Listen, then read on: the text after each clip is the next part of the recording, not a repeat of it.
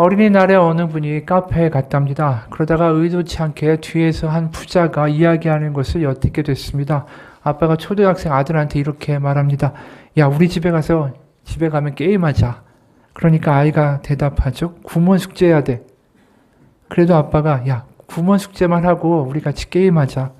그러니까 아이는 학교 숙제도 해야 돼. 이렇게 말하더라는 거죠. 그러니까 아이가 이렇게 말하니까 아빠가 이렇게 대답했습니다. 야, 어린이날인데 구몬 숙제만 하고 그냥 게임해. 이에 이어지는 아이의 대답이 안 돼. 이거예요. 뭐가 거꾸로 된 것 같지 않습니까? 아빠가 어린이날 놀자고 하는데 아이는 안 된다고, 숙제해야 된다고 이야기하고. 세상이 점점 뭔가 이렇게 뒤바뀌어 버리는 것 같아요. 우리가 어릴 때 이런 기억이 나죠. 항상 부모님이 야, TV 좀 그만 보고 책도 보고 공부도 좀 해라. 너 그렇게 맨날 TV 보다가 바보 된다고. 그런데 요새 장성한 자녀들이 부모님들한테 하는 이야기가 뭔지 아십니까? 엄마 아빠 유튜브 좀 그만 봐요. 이상한 거 보니까 자꾸 이상한 소리만 하잖아요. 부모와 자식의 자리가 완전히 뒤바뀐 거죠. 세상이 참 많이 변했어요. 그런데 세상이 다 변해도 안 변하는 게 한 가지 있는 것 같습니다. 사람들이 참 외롭다라는 건 안 변하는 것 같아요. 아이들은 학교에서 경쟁에 시달리고 또 비교당하고 부모들도 마찬가지죠. 아내도 남편도 가족들과 한 집에 살고 있지만은 내 마음을 저 사람이 몰라준다라는 생각을 가지고 살아가는 가정들이 얼마나 많은지 모릅니다. 우리가 곁에 누군가가 있어도 때로는 많은 사람들과 같이 있어도 문득 우리를 짓누르는 외로움이라는 감정이 찾아옵니다. 요즘 SNS를 보면 사람들이 다 즐거운 사진만 올리죠. 다 행복한 사진만 올리지만 그 이면에 얼마나 많은 외로움들과 눈물이 있는지는 모릅니다. 다른 사람들의 또 사진들을 보면서 SNS를 보면서 또 상대적인 박탈감이나 외로움을 느끼는 사람들도 많죠. 이 외로움이라는 질병이 어떻게 보면 현대사회에서 더 많은 사람들을 짓누르고 있는 중병인 것 같습니다. 그러다 보니까 유튜브를 보면서 이제 자기만 이런 생각을 하는 게 아니라 나만 이런 게 아니라 이 나와 비슷한 생각을 가진 사람들이 있구나라는 걸 자꾸만 느끼고 싶어하고 그러면서 그거 보면서 거짓 소속감을 느끼고 외로움에서 뭔가 이겨보고자 하는 헛된 일들도 많이 일어나는 것 같아요. 어떤 상담가의 글입니다. 세월호 특별법 서명을 받던 곳에서 일군의 노인들이 서명 때의 집기를 다 부수고 유가족들에게 욕설을 퍼붓는 일이 있었다. 그 고통스러운 소동이 끝난 후 행패를 부리던 노인 한 명과 이야기를 나누게 됐다. 나는 그 소란에 대해서는 묻지 않고 고향이 어디세요? 라고 물었다. 그렇게 시작된 대화는 오래전 세상을 떠난 아내와 살았던 시절로 갔다가 자신을 거들떠 보지도 않는 아들과 며느리의 이야기로 옮겨져 왔다. 난 거리에 버려진 부서진 장롱과 같은 그분의 삶의 이야기를 듣다가 눈물이 차오르기도 했다. 한참 만에 노인분이 이렇게 불쑥 말했다. 내가 아까 그 아이 엄마 세월호 유가족들한테 욕한 건 좀 부끄럽지. 아, 그런 마음이셨군요. 그러셨군요. 나는 그렇게만 말했다. 사과를 받고자 시작한 이야기는 아니지만 노인은 연신 그렇게 말했다. 물론 사과라는 단어를 직접 입 밖으로 내진 않았지만 노인의 마음속에 미안함이 조금씩 고이고 있다라는 거 대화 중에도 느낄 수가 있었다. 사실 그 노인분 보수단체에서 개최한 강의를 들었단다. 우리나라가 지금 이렇게 잘 살게 된 건 모두 어르신들 덕분이다. 어르신들이 진정한 애국자다. 오랜 세월 고생 많으셨다라는 이야기를 듣는데 그 노인분이 코끝이 시큰했단다. 그랬다. 그 노인이 말도 안 되는 폭력을 휘두르기 시작한 것도 자기 존재를 알아주는 사람들, 보수단체, 강사 등을 만나서부터였다. 오랫동안 온기조차 없었던 방구들의 불이 지펴지듯이 그 노인분의 마음이 덮여지는 느낌이었을 것이다. 그런데 반대로 그 노인분이 그 당당한 폭력을 후회하고 있는 것, 그것도 자기 자신이란 존재에 주목해주고 자기 삶에 귀를 기울여준 사람인 나를 만나서였던 거다. 그래서 그 노인의 이야기를 듣고 나눈 후에 나는 함께 활동하던 시민 활동가들과 함께 노인분들을 찾아서 그분들의 이야기, 자기의 이야기를 들어주는 프로그램을 시작했다. 그렇게 그 노인들의 두 눈동자를 관심 있게 바라봐주는 50대, 60대 시민 활동가들의 눈길, 말들, 그것 하나하나는 노인들에게 마치 화창한 날 활짝 연 창문으로 들어오는 별빛, 그리고 햇빛과 같은 것이었다. 평생 이렇게 이야기하긴 처음이라면서 햇살처럼 오는 노인들의 고백은 사실 우리 자신들의 삶과 조금도 다르지 않았다. 그렇죠. 우리가 다 먹고 살기 힘든 세상이라고 말합니다. 바쁘다고 이야기하죠. 누구도 그러다 보니까 나의 지난 과거의 삶에 대해서는 관심도 없고 내 마음을 이해해 주지도 않는다. 다 그러고 산다라고 살아가죠. 그러면서 우리의 삶 속에서 가장 큰 질병이 어느 순간 외로움이 되고 있는 거예요. 근데 이 외로움이 또 소외해달라는 감정이 그대로 놔두면 가만히 있지 않습니다. 이것이 우리 가운데 분노로 변화되고 절망으로 변화되고 난 이렇게 외롭고 서러운데 쟤는 왜 이렇게 잘 사냐는 어떤 시기와 질투로 변질되기가 딱 쉽다라는 거죠. 이 외로움이라는 병은 어른들만 느끼는 거 아닙니다. 어린 아이들도 마찬가지예요. 어느 아동 상담가의 강연이 매우 인상적이었습니다. 이분이 이렇게 강의를 해요. 어머님들 애가 어디서 맞고 오면 너무나도 속상한 나머지 야 너도 당하지만 말고 그냥 너도 때리고 와봐. 이렇게 많이들 하시죠? 저희 어머니도 그랬어요. 너 애 맞았어. 너도 때리고 들어올 때까지 집에 들어오지 마 하고 절 쫓아내신 적이 있어요. 사실 맞을 땐 아무 생각이 안 나요. 그냥 무서워요. 때리는 애가. 그래서 맞은 건데, 그래서 맞고 온 건데 제가 뭘 더 할 수 있겠어요. 그냥 엄마가 시키니까 걔네 집 앞에 가서 엉엉 울다가 왔어요. 걔는 무섭고 근데 걔보다 엄마가 더 무서워서 전 집에서 나와서 집에도 못 들어갔죠. 그러고 나서 어머니는 그냥 에피소드라고 그렇게 끝났다고 생각하시겠지만 사실 어린아이 마음속에는 그게 참 수치스러운 기억으로 남죠. 여러분, 아들이 밖에서 맞고 오면은 엄마 생각보다 아이가 스스로 자기 본인을 수치스럽게 생각한다는 것을 기억하셔야 돼요. 거기서 왜 맞았어? 너는 왜 못 때려? 하면 사실 아이는 표현 잘 못하지만 그게 진짜 자기 잘못이라고 생각하는 경우가 많거든요. 내가 힘이 약하고 바보 같아서 맞았어. 나 되게 문제 있어. 나는 용기도 없어. 부모가 아이가 그런 결론과 그런 생각을 하게 만들면 안 돼요. 아이가 밖에서 맞고 오면은 부모의 첫 마디는 이래야 돼요. 폭력을 폭력으로 갚지 않은 네가 나는 자랑스러워. 네가 누군가를 때리지 못하는 마음은 너의 약점이 아니라 너의 가장 중요한 강점이라고 말해줘야 돼요. 여러분, 이 강사 이야기를 어떻게 생각하십니까? 엄마가 해야 될 일이라는 게 다른 게 아니라 딱 하나죠. 아이의 마음을 알아주는 거. 더 나아가서 그 아이의 곁에서 그 아이가 자기 스스로를 사랑할 수 있도록 만들어주는 거. 그게 엄마가 해야 되는 일이라고 말하고 있는 겁니다. 그런데 아이가 자기 편이라고 믿고 의심치 않았던 엄마가 내 마음은 상관하지도 않고 이 바보야. 왜 바보같이 맞고 다녀? 너도 때리고 와. 이런 말을 할 때 아이는 한 가지의 교훈을 얻게 되죠. 인생의 교훈을 얻습니다. 이 세상에 내 편이 없구나. 내 마음 따위에 관심을 가져주는 존재는 없구나. 그걸 교훈으로 깨닫게 되는 거죠. 이 외로움이라는 이 질병이 사실은 우리가 어릴 때부터 겪어왔던 것인지도 모릅니다. 아무도 나를, 내 마음을 이해할 수 없다. 아니면 내 마음 따위에는 관심 없다라는 걸 우리는 은연중에 다 알고 있는지도 모릅니다. 그러기에 외로움이라는 게 단순히 감정적으로 센치해지고 우울해지고 그런 차원이 아닙니다. 우리가 다 마음속에 하나씩은 품고 살아가는 하나의 오래된 병이라는 거죠.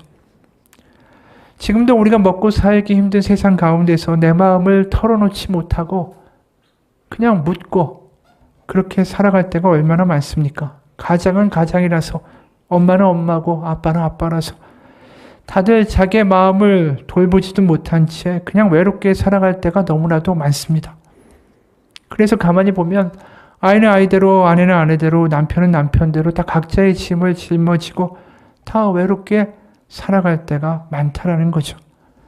이 현대인들의 가정을 가장 힘들게 하는 병이 뭘까 생각해보면 이 외로움이라는 병입니다. 오늘 우리가 읽은 본문에도 한 외로운 남자가 등장하죠. 그리고 하나님은 이 외로운 사람을 어떻게 바라보시는가도 오늘 본문에서 우리는 발견하게 됩니다. 이 삭개오라는 사람, 여리고성의 세리장이었습니다. 세리의 우두머리죠.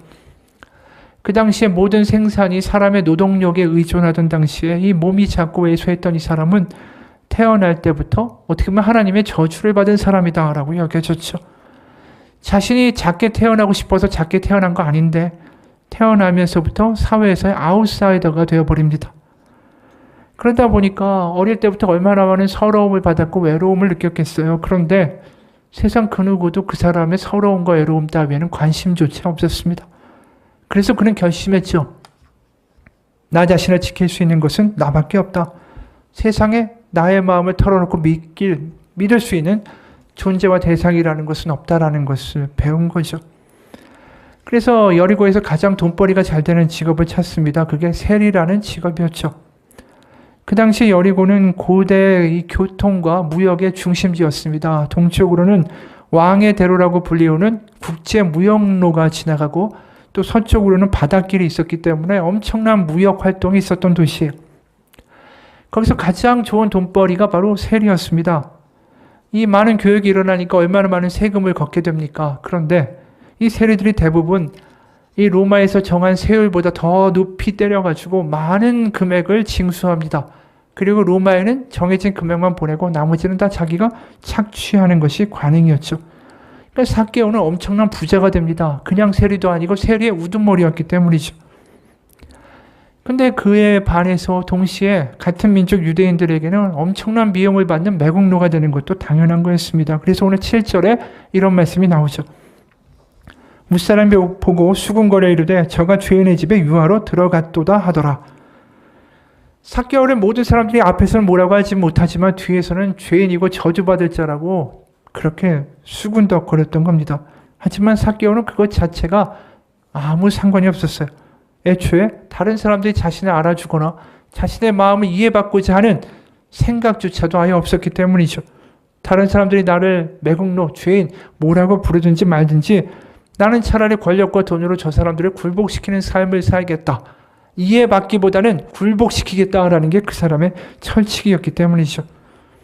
이 마키아벨리가 쓴 군주론에도 이런 말이 나옵니다. 사람들에게 사랑받기보다는 차라리 두려운 존재가 되라. 이게 맞는 거다라고 이야기했어요. 이게 인생의 현명한 길이라고. 삭개오가 그 길을 간 거죠. 사랑, 인정, 나의 마음 이런 것 따위보다는 사람들을 굴복시키고 두려운 존재가 돼야 되겠다.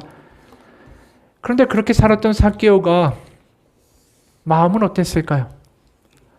그렇게 사람들이 자기 앞에서 꼼짝도 못했지만 사실은 더 많은, 더 깊은 고립과 외로움으로 가는 것은 아니었을까요? 어차피 나는 다른 사람들이 날 이해해 주는 거 내가 이런 거 바라지도 않아.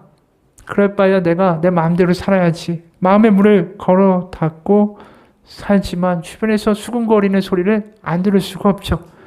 천벌받아야 돼. 저 죄인 일찍 죽어야 돼. 이게 얼마나 외로운 삶입니까? 그러다가 삭개오가 이 예수님이 그 여리고에 들어오신다라는 이야기를 듣게 됩니다. 그러니까 그가 이런 행동을 하죠. 3, 4절. 그가 예수께서 어떠한 사람인가 하여 보고자 하되 키가 작고 사람이 많아 할 수 없어 앞으로 달려가서 보기 위하여 돌 무화과 나무에 올라가니 이는 예수께서 그리로 지나가시게 되밀어라. 그가 키가 작아서 나무에 올라갔다라고도 볼 수 있지만 그가 사람을 해치고 앞으로 가면 사람들이 얼마나 욕하겠어요. 가증스러운 존재가 아니 무슨 예수님 메시아가 왔다고 그 앞에 나가나 제일 먼저 쳐 죽어야 되는 그런 존재인데 그러니까 그런 말도 자기가 아는 거예요. 그러니까 그 앞으로 나아갈 수 있는 배짱이나 생각은 못하고 돌 무화과 나무 위로 올라가죠. 돌 무화과 나무라는 것은 가짜 무화과 나무라는 뜻입니다. 왜 가짜라고 이야기하냐면 이 무화과 나무하고 비슷하게 생기긴 했는데 이 열매가 그냥 먹으면 떫어서 먹을 수가 없습니다. 그래서 먹으려고 하면 열매가 열리면 나무 위에 올라가서 그 열매에다가 바늘로 구멍을 다 일일이 뚫고 거기다가 올리브 기름을 넣어줘야 돼요. 그러면 그나마 먹을 만한 열매가 열리게 되는 것입니다. 그러니까 그 구멍을 내는 일을 누가 했습니까? 가난한 사람들이 다 나무에 올라가서 한 거예요. 그러니까 거기에 같이 올라가서 나도 예수님을 봐야겠다. 사람들도 내가 거기에 껴있으면 어차피 잘 못 알아볼 거고 그래서 올라갔습니다. 우리가 여기서 할 수 있는 게 뭡니까? 그가 아쉬운 것이 있다라는 거예요. 마음에. 그가 그냥 냉정하게 내 마음대로 사는 게 나를 행복해라고 했으면 굳이 나무에 올라갈 이유가 있겠습니까? 그 마음 가운데 뭔가 허전한 게 있는 거죠. 자신의 마음을 아무도 몰라주는 그 인생 자체가 자기 스스로도 불쌍한 겁니다. 그 마음 가운데 외로움과 소외감이라는 감정이 머리를 들고 일어난 거죠. 그러니까 저 예수님은 내 마음을 좀 알지 않을까? 내 삶에 조금이나마 관심을 가져주지 않을까? 그런 생각이 들었을 겁니다. 왜 그랬을까? 예수님이라는 분이 이미 이 같은 자기하고 같은 세리인 마태를 제자로 삼아줬다. 이거 분명히 삭개오도 들었겠죠. 문둥병자와 장님들, 부정하다는 사람들 위에다가 손을 대고 그들의 병을 고쳐주었다라는 이야기도 들었을 겁니다. 또 세리와 창기와 온갖 율법적으로 부정한 사람들과 함께 식사도 하셨다. 이 이야기도 들었을 거예요. 그러니까 일말의 가능성이 있었던 거죠. 그런데 이 나무에 올라간 삭개오한테 갑자기 예수님이 다가가십니다. 그리고 갑자기 이런 일을 벌이세요. 5절입니다. 예수께서 그곳에 이르사 쳐다보시고 이르시되 삭개오야 속히 내려오라 내가 오늘 너희 집에 유하여야 하겠다 하시니. 우리가 복음서를 보다 보면 예수님이 지나가다가 그 상대방의 이름을 직접 불러주신 경우가 없습니다. 혈류병 여인이나 장님이나 문둥병자나 그들의 이름을 불러주신 적이 단 한 번도 없어요. 그런데 굳이 이 삭개오의 이름을 그것도 사람들 보는 앞에서 크게 불러주시죠. 왜 이런 일을 하셨을까? 다른 사람들의 눈에는 그 사람은 죄인으로 보이지만 예수님의 눈에는 그 사람의 죄인이라는 것보다 그렇게 살 수밖에 없었던 그 사람의 외로움과 서러움이 보이신 거죠. 그러니까 그의 이름을 불러줄 때 그건 다른 의미가 아닙니다. 네가 어떻게 살아왔는지, 네가 얼마나 힘들었는지 난 안다고. 그리고 그런 너를 내가 지나칠 수가 없다라고 하신 거죠. 예수님의 말씀, 내가 오늘 너의 집에 유하여야 하겠다. 이 말씀은 그냥 너의 집에 머물고 싶다라는 요청을 나타내는 뜻이 아닙니다. 여기에는 헬라어 데이라는 헬라어가 쓰였는데 이것은 해야만 한다. 영어로 말하면 must라는 의미를 가지고 있어요. 예수님이 뭐라고 하시는 거냐면 나는 오늘 꼭 반드시 너의 집에 머물러야만 하겠다라고 말씀하신 거예요. 그러니까 내가 너를 지나칠 수가 없다. 난 꼭 너의 이야기를 들어야 되고 너하고 함께 오늘 있어야만 한다라고 말씀하신 거예요. 이게 얼마나 강력한 이야기입니까? 사람들이 뭐라고 하든 간에 상관없이 내 눈에 너만 보인다라는 이야기예요. 너의 아픈 삶과 너의 서러움이 나에게는 반드시 보이고 내가 너의 이야기를 들어주고 너와 함께 있어야만 하겠다라고 하시는 거죠. 실제로 누가복음 9장 22절에 보면 이렇게 해야만 한다라는 단어를 쓰시는 곳이 흔치 않은데 이렇게 등장합니다. 이르시되 인자가 많은 고난을 받고 장로들과 대제사장들과 서기관들에게 버림받아 죽임을 당하고 제3일에 살아나야 하리라 하시고, 여기에 보면 살아나야 하리라 여기에 되어 있는 이 단어가 데이라는 조동사예요. 내가 십자가를 져야만 하고 내가 그리고 3일 후에 부활하여야만 하리라 라고 하실 때 이 데이라는 단어를 쓰고 계시다라는 거죠. 그런데 지금 그 똑같은 데이라는 해야만 한다는 의무감의 이야기를 십자가와 부활에만 쓰시는 게 아니라 이 삭개오한테 쓰고 계시다라는 거죠. 이 이야기는 뭡니까? 예수님이 그냥 지나칠 수가 없다라는 거예요. 예수님이 이 땅에 오셔서 꼭 해야만 하는 일이다라는 거죠. 여러분, 여기서 우리는 하나님의 마음이 보입니다. 우리가 가지는 외로움과 서러움을 우리는 정작 묻어놓고 살지만 세상은 또 관심이 없지만 나의 마음은 하나님은 그것을 지나치실 수가 없다라는 거죠. 세상 가운데 아무도 내 마음을 모르고 누구도 나 같은 존재한테 관심이 없다라는 이 외로움과 서러움에 사는 사람들을 하나님은 외면하실 수가 없다라는 뜻입니다. 그래서 오늘 너희 집에 꼭 머물러야 하겠다라는 말씀 가운데는 내가 너의 삶의 이야기를 듣고 내가 너의 한숨과 눈물을 다 닦아 주어야만 하겠다라는 주님의 마음이 드러난 거죠. 그게 예수님이 이 땅에 오신 이유예요. 그냥 우리가 죽으면 천국 가게 해주고 내가 너의 죄를 없애주고 내가 구원의 길을 열어주겠다가 아니라 지금 예수님이 십자가 부활의 이야기를 하고 계시지 않잖아요. 그냥 하시는 말씀은 딱 하나예요. 내가 너의 집에 꼭 가야만 하겠다고. 내가 오늘 너와 함께 지내야만 하겠다고. 여러분, 그런 예수님의 마음, 하나님의 마음 우리에게도 지금 동일합니다. 우리에게 알려주고 싶으신 게 뭘까요? 세상 사람들은 너에게 아무 관심이 없고 네 마음이 어떻든 간에 상관하지 않고 네가 하는 짓만 보고 멸시하고 지적하고 못났다고 한심하다고 이야기하지만 나는 너의 마음에 관심이 있다고. 너 혼자가 아니라고. 난 너의 마음이 어떠한지 알고 너의 곁에 오늘 머물고 싶다고. 그게 예수님의 삭개오를 향한 마음이고 그게 우리에게 외치신 하나님의 마음입니다. 여러분, 누군가가 내 마음에 관심이 있고 나와 같이 울어주기 원하고 나를 공감한다라는 사실이 우리 가운데 얼마나 위로가 되는지 아십니까? 그것도 천지를 창조하신 하나님이 그렇게 해주고 싶어 하시고, 아니 그 우리의 마음을 아신다라는 거. 그래서 내 서러움과 내 마음과 내 외로움이 하나님께 알려졌다라는 거. 그분이 나의 고통을 외면하지 않으신다라는 거. 그것이 구원입니다. 오늘 학교에서 벌어진 일이에요. 100점을 맞은 학생을 두고 굳이 선생님은 60점을 맞은 학생을 칭찬한다. 선생님은 그 아이가 소녀 가장이라는 것을 안다. 병든 할머니의 두 동생 학교에 오기 전에 우유 배달을 하고 방과 후에도 폐지를 준다는 것을 선생님은 잘 알고 있다. 그래서 학교에 오는 것만 해도 너무 기특한 거다. 거기에 60점을 맞았으니까 선생님은 너무나도 그 아이가 대견하다. 여러분, 60점이라는 점수만 보면 세상에서는 공부 못한다라고 이야기할 거예요. 그런데 선생님은 이 아이의 삶을 알죠. 이 아이가 하루를 어떻게 시작하고 어떻게 마무리하는지, 그 아이의 너무나도 힘든 수고와 땀방울과 눈물을 다 알아요. 그러니까 60점인데 너무 잘했다라고 말할 수밖에 없는 거죠. 그런 선생님하고 같이 살아가는 이 아이는 삐뚤어지지 않을 거예요. 분명히 소망이 생길 거예요. 내가 잘 살아야겠다고.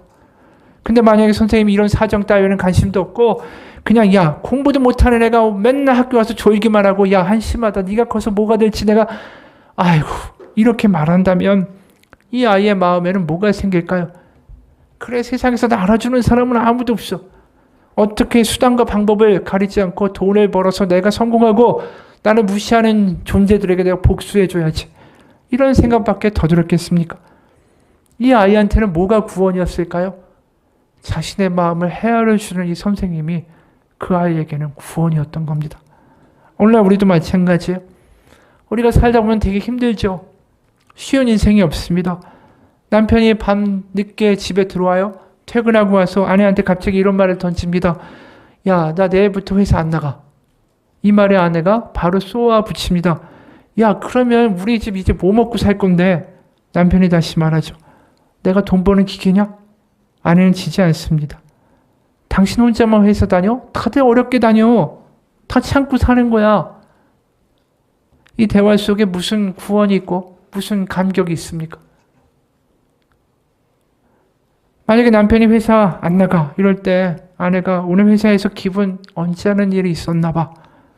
이렇게 마음을 공감해주고 다르게 좀 내가 당신의 마음에 관심이 있다라고 말할 수는 없었을까? 그럼 그게 남편한테 얼마나 구원의 소식으로 들리겠어요? 자신의 마음을 알아주려는 이 아내의 말에 남편은 결국 이러면 속마음을 드러내는 거죠.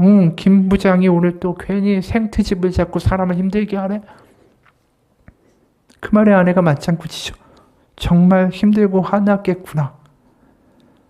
이러면 남편이 다시 또 살아갈 힘이 생기는 거 아닙니까?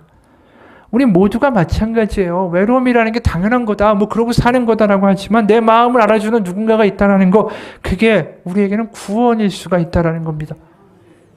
지금 삭개오한테 그런 구원이 임한 거죠. 하나님의 아들 예수님이 자신의 마음을 알아준다는 거. 그리고 삭개오는 예수님한테 이런 말을 던집니다. 8절입니다. 삭개오가 서서 주께 여짜오되 주여 보시옵소서. 내 소유의 절반을 가난한 자들에게 주겠사오며 만일 누구의 것을 속여 빼앗은 일이 있으면 내 갑절이나 갚겠나이다. 이렇게 되면 당장에 자기가 살고 있는 큰 집을 팔아야 됩니다. 그리고 값비싸게 사서 입었던 옷도 이제 아주 수수한 옷으로 바꿔 입어야 될 것입니다. 그런데 그렇게 살아도 상관이 없다라는 거예요. 왜요? 자신의 삶을, 자신의 마음을 알아주는 하나님이 계시다라는 것이 확신되기 때문이죠. 여러분, 우리가 나의 마음을 알고 하나님이 나와 함께 하신다라는 것이 확신되면 변하게 돼 있어요. 그리고 거꾸로 말하면 삭개오가 이렇게 극적인 변화를 가져오게 된 것, 이 외로움과 소외감이라는 게 얼마나 큰 질병이었는가도 우리는 알게 되죠. 예수님이 오셔서 그 병을 고치시니까, 외로움과 서러움이라는 병이 치유받으니까 그가 갑자기 이렇게 놀랍게 변화되는 거 아닙니까? 그리고 9절에 또 이런 말씀하시죠. 예수께서 이르시되 오늘 구원이 이 집에 이르렀으니 이 사람도 아브라함의 자손임이로다. 이 말도 다른 말이 아니죠. 다시 한번 확증해 주시는 거예요. 너 하나님의 아들이야. 네가 세상 가운데 무시받고 보복하고 복수하겠다고 그렇게 살았지만 하나님은 그 너의 잘못된 행동을 보시는 게 아니라 너의 마음을 보시고 네가 얼마나 힘들었는지도 아시고 너 하나님의 자녀가 맞아. 사람들이 너를 죄인이라고 하고 저주받아야 되고 지옥에 가야 된다고 하지만 하나님은 그렇게 말씀하시지 않는단다. 이 말씀을 해주신 거야. 사교에게 이게 얼마나 큰 복음입니까? 아무도 자신의 마음을 알아주려고 하지도 않고 자신의 삶과 처지를 이해해 주려고도 하지 않을 때 그에게 다가오신 예수님의 이 말, 이만큼 큰 위로와 구원과 소망이 어디 있을까요? 여러분, 누군가는 그런데도 여전히 말할지도 모릅니다. 외로움이 뭐가 대수야. 다 외로운 거지. 사람 그렇게 사는 거지. 외로움 웃기고 있어. 이럴 수 있어요. 실제로 많은 사람들이 외로움이라는 게 이렇게 심각한 것이라고 생각하지 않습니다. 그러나 어느 순간에 외로움이 우리를 짓누를 때가 있어요. 내 인생에 결코 외로움은 없을 거라고 믿죠. 하지만 그런 것은 착각입니다. 반드시 어느 순간에 외로움은 우리를 압도하는 순간이 찾아와요. 어느 목사님의 글입니다. 몇 년 전 암으로 죽어가는 한 남자의 병문안을 간 적이 있습니다. 그는 자신을 진심으로 사랑하는 사람들에 둘러싸여 비교적 편안하게 임종을 맞이하고 있었죠. 그런데도 그는 말할 수 없는 깊은 외로움을 느꼈습니다. 그는 나에게 이렇게 말했습니다. 훌륭한 아내와 아이들, 많은 친척과 친구들이 제 곁에 있습니다. 거의 한순간도 빠짐없이 누군가가 제 손을 잡고 있죠. 하지만 모두가 돌멩이 하나 던지면 닿을 지척에 있음에도 불구하고 저는 죽어가고 있고 그들은 그렇지 않습니다. 저는 그들이 닿지 못하는 어딘가에 들어와 있습니다. 죽는다는 거 끔찍해도 외로운 일인 거죠. 이분도 결국은 가정 가운데 행복하고 자신은 외롭지 않을 줄 알았습니다. 하지만 결국은 죽음이라는 외로운 길을 혼자 가야 되는 것을 직감하고 있는 거죠. 우리는 결국 외로움에서 자유로울 수 있는 존재가 아닙니다. 그런데 이분이 암 환자인데 갑자기 돌멩이 하나 던지면 닿을 만한 지척에 사람들이 있다라는 표현을 유독 사용하고 있는 데는 그만한 이유가 있었답니다. 왜냐하면 이분이 누가복음 22장에 예수님의 겟세마네 기도의 장면을 떠올리고 이 말을 했기 때문이에요. 41에서 46절입니다. 그들을 떠나 돌 던질 만큼 가서 무릎을 꿇고 기도하여 이르시되 아버지여, 만일 아버지의 뜻이거든 이 잔을 내게서 옮기시옵소서. 그러나 내 원대로 마시옵고 아버지의 원대로 되기를 원하나이다 하시니 천사가 하늘로부터 예수께 나타나 힘을 더하더라. 예수께서 힘쓰고 애써 더 간절히 기도하시니 땅에 떨어지는 핏방울같이 되더라. 기도 후에 일어나 제자들에게 슬픔으로 인하여 잠든 것을 보시고 이르시되 어찌하여 자느냐. 시험에 들지 않게 일어나 기도하라. 예수님이 마지막으로 죽음을 앞두고 그 길을, 십자가의 길을, 고난의 길을 혼자 가셔야만 할 때 그때 제자들과의 거리가 바로 돌 던질 만큼 가까운 거리였다라고 기록하고 있었다라는 거예요. 그러니까 이 성경을 읽으면서 이 암 환자가 죽음을 맞이하면서 이 구절이 마음에 확 박힌 거예요. 예수님도 홀로 죽음의 길을, 십자가의 길을 가셨구나. 예수님이 나의 마음을 아시겠구나. 그러면서 그런 확신이 들었대요. 예수님도 외롭게 그 죽음의 길을 가셨지. 예수님은 나의 마음을 아셔. 그리고 그분이 나와 죽음을 넘어서도 같이 가주실 거다라는 마음이 들었다라는 거예요.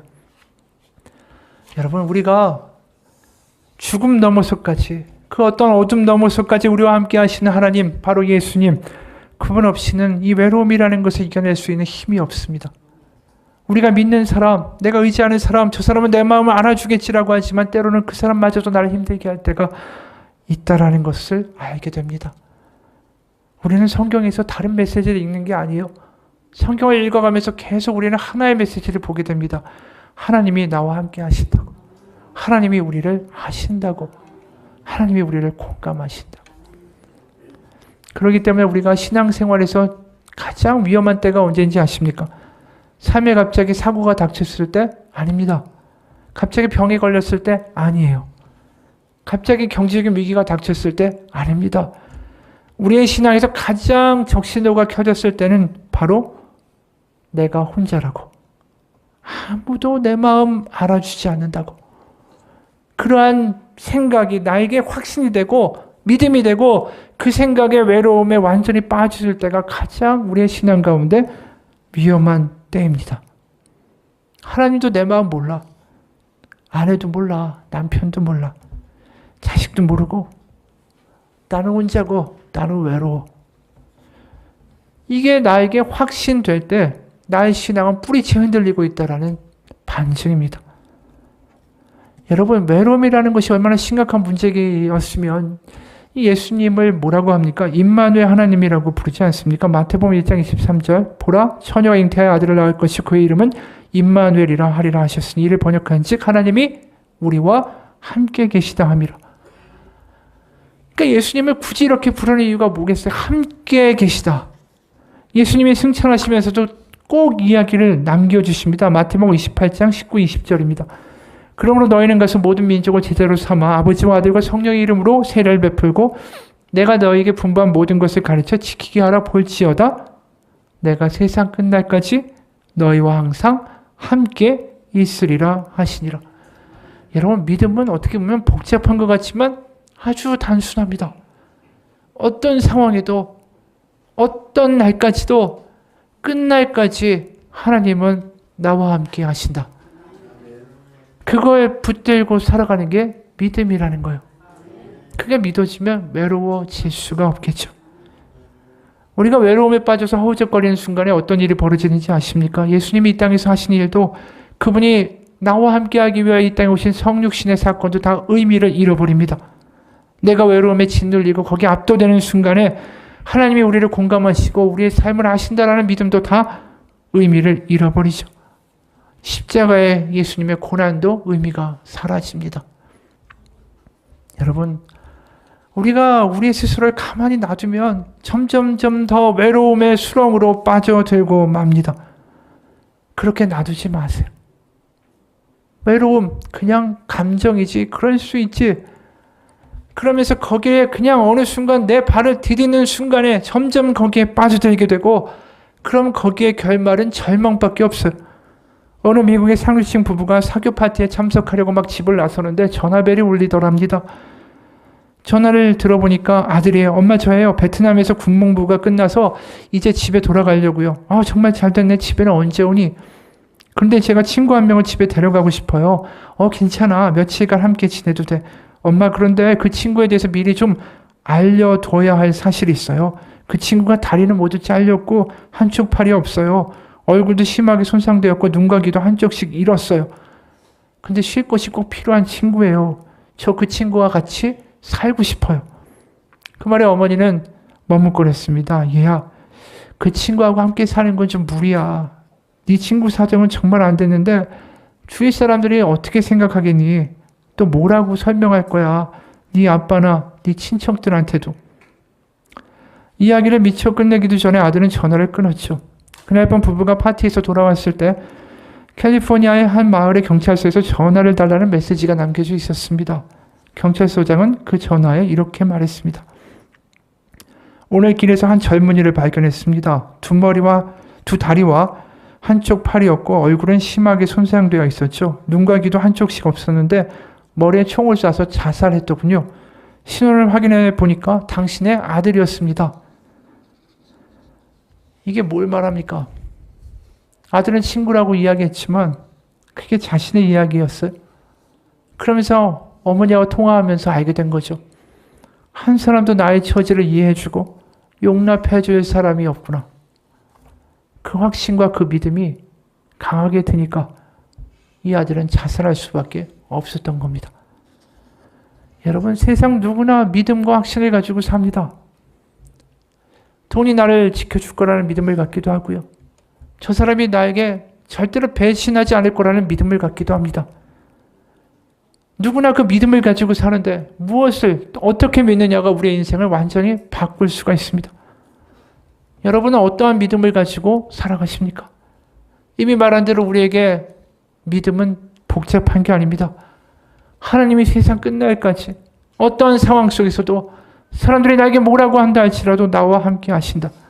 그분이 나를 아신다라는 믿음, 그 믿음이 세상을 이기는 믿음이 됩니다.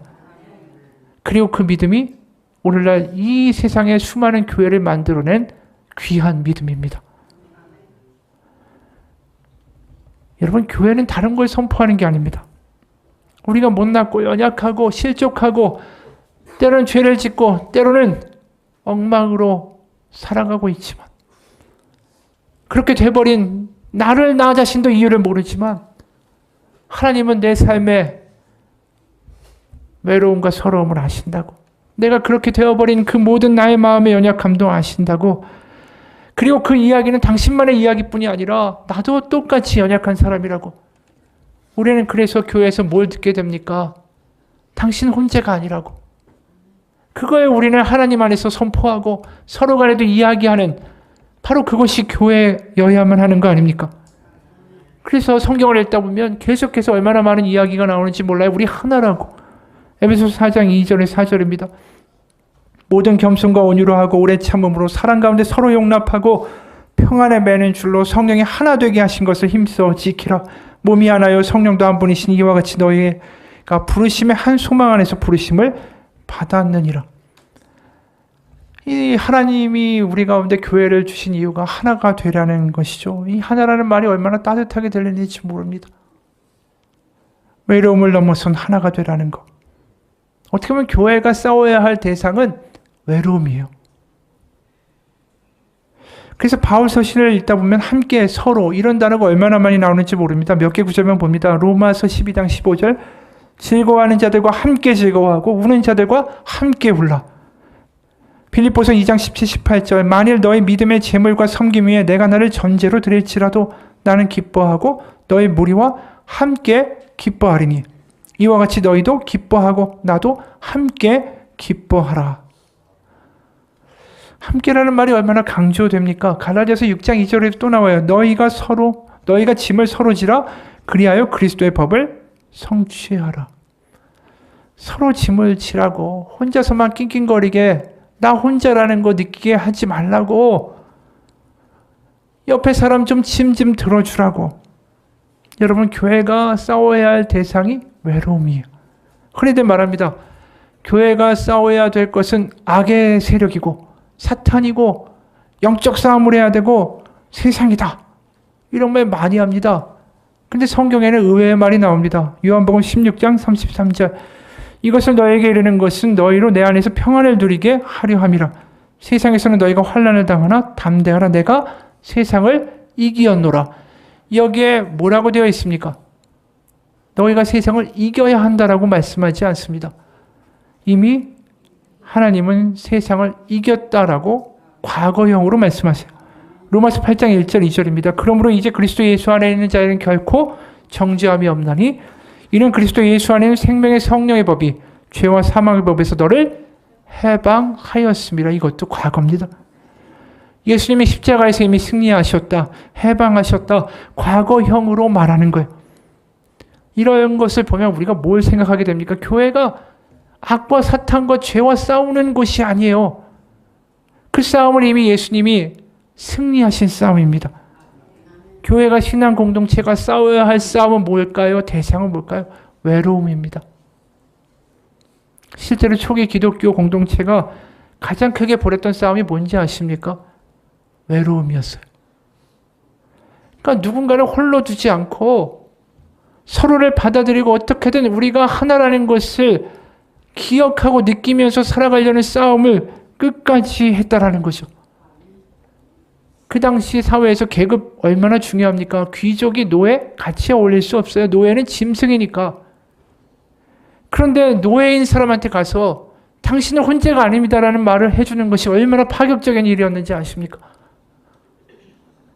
그렇기 때문에 거꾸로 말하면 교회가 가장 싸워야 할 싸움이 뭐냐면 우리가 함께 하나라는 거예요. 당신이 혼자가 아니라는 거예요. 하나님이 우리와 함께 하시고 나도 당신과 함께 있다라는 것을 말해주고 보여줘야만 하는 싸움을 초대교회는 해야만 했던 것이죠. 거꾸로 그렇게 살아냈던 초대교회가 세상 가운데 너무나도 놀라운 존재였던 거예요.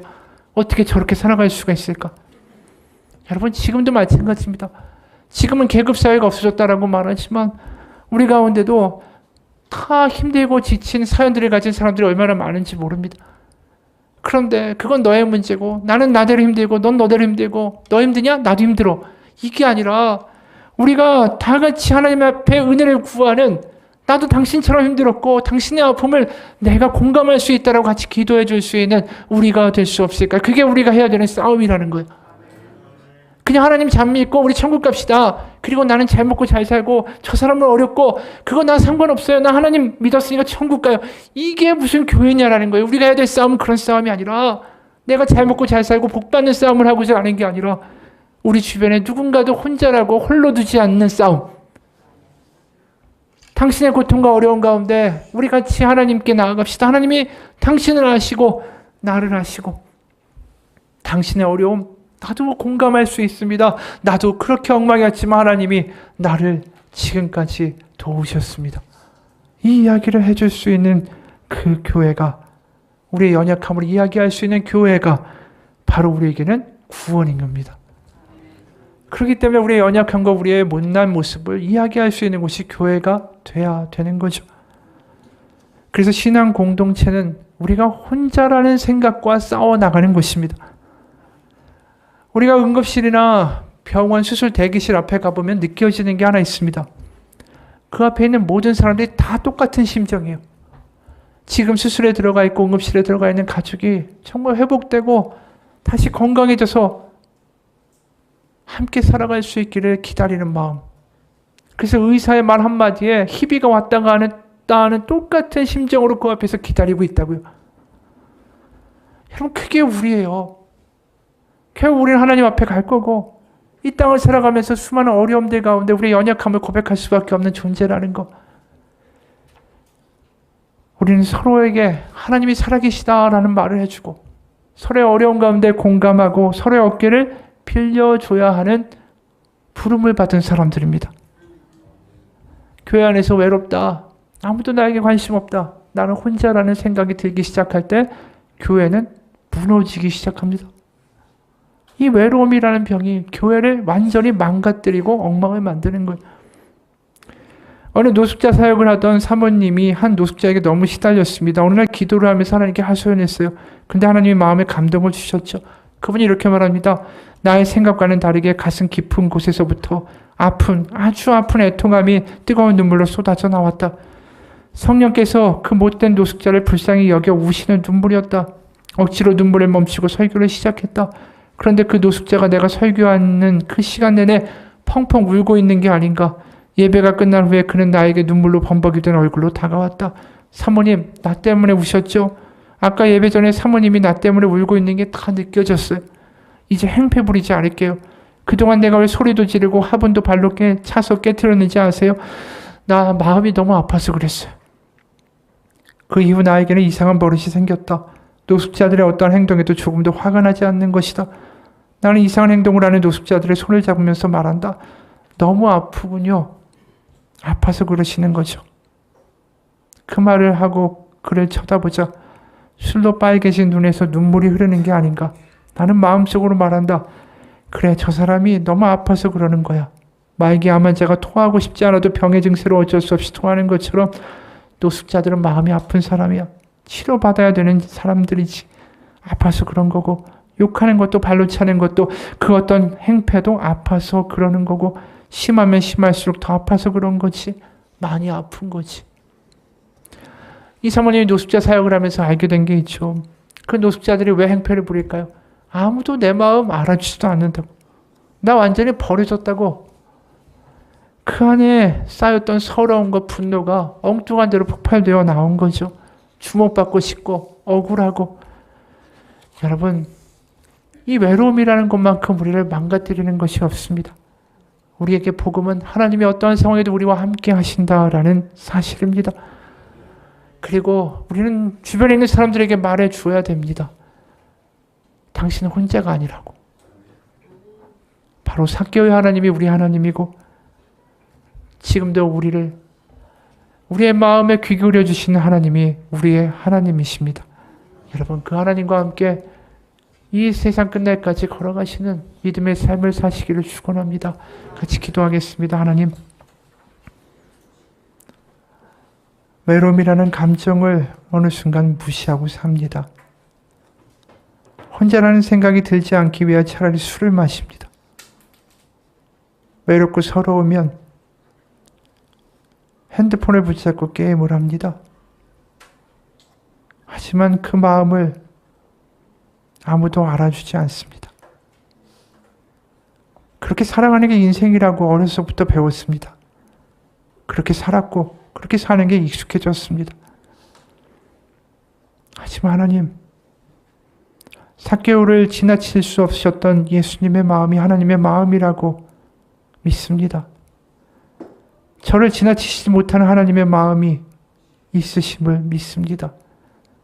하나님, 제 안에 있는 외로움과 서러움 아무도 관심이 없지만 하나님, 제 마음의 눈물에 귀 기울여 주시고 나의 마음 가운데 있는 한숨 가운데 다가와 내가 너와 함께 한다고, 내가 너를 안다라고 말씀해 주시는 은혜가 우리 가운데 임하게 하여 주옵소서.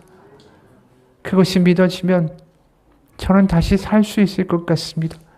그것이 믿어지면 다시 힘낼 수 있을 것 같습니다. 그것이 믿어지면 다르게 살 수 있을 것 같습니다. 저를 믿어주시고 저를 아신 하나님이 살아계신 하나님이시다라는 것을 믿어지는 역사가 성령 가운데 있게 하여 주옵소서. 예수님 이름 받들어 기도합니다. 아멘.